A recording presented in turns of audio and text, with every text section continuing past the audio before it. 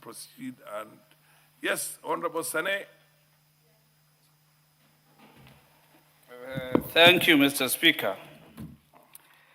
This bill is a very noble, progressive, transformative in all intent. It gives us a golden opportunity to reflect on how we do business and trade with ourselves and with other countries. The bill supposes that local content be protected, some form of protectionism, rather, trying to make sure that our small, nascent industries thrive without being engulfed or suffocated by multinationals, that they are given the space to grow and grow to an international level. That is the intent, kind of, a very noble thing, so as to create employment. We don't have to send our Gen Zs, our youth, for risky errands, crossing the Pacific in search of employment. We protect what we have and absorb most of the unemployed youth locally. That is what it proposes. That prevents the development and growth of local talents because of that kind of protectionism for both the industry and manpower growth. It synergizes local supplies, strengthens it, so that multinationals in this country can also have an appendage of some local content, for the supply is intended to come from home, Mr. Speaker. For quite some time, the benefit of multinationals has been going out of this country, and the host country has always not received commensurate benefit for all the profits they earn in the year. So that is the kind of mindset I have seen our good lady, Honorable Jane, espoused in her bill. However, I'm a bit distracted how this bill is practical.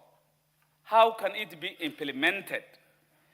Majorly, this work goes to the government. It is the government to do this protectionism.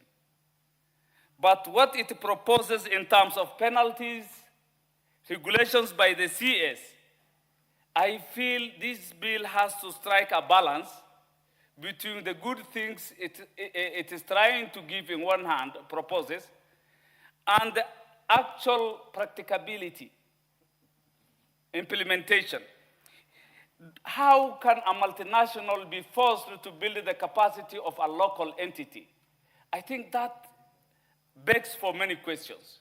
They have come to trade, they have license. It is not upon any multinational to build the capacity of our local institutions. That is the work of our government.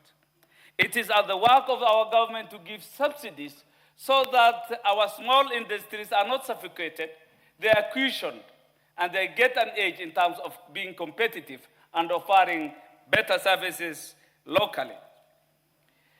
This bill raises serious compliance issues. How do you really comply? Through this bill, how do you force multinationals to comply with the requirements of this law? Who is the monitor? Who is the prefect?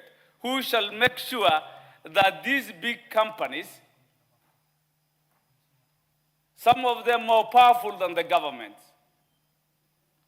how they can comply with these regulations, Mr. Speaker? The issue of, there is the risk of flight of investors with this kind of strict regulations, because it doesn't talk about quality, attainment of standards required by the same foreign investors, because it's upon us to also showcase our talents and make to international standards.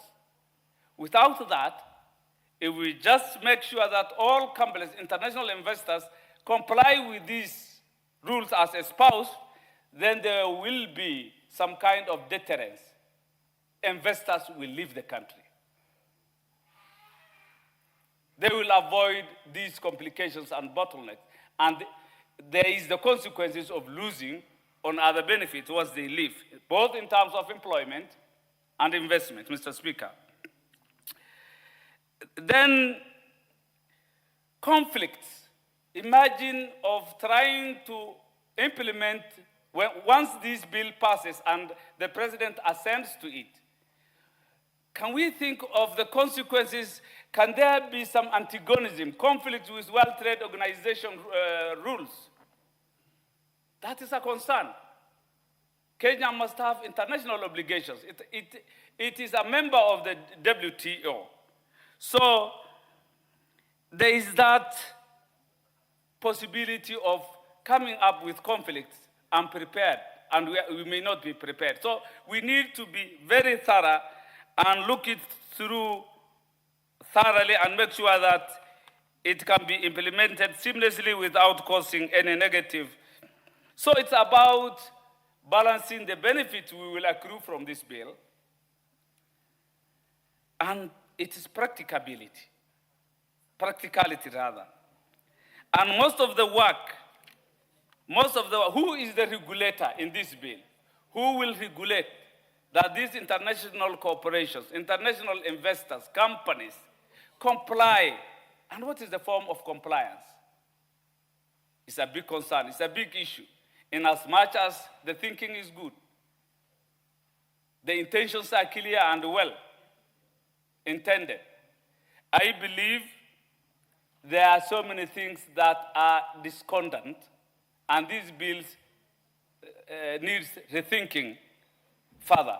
With those few remarks, I still support reluctantly, Mr. Speaker.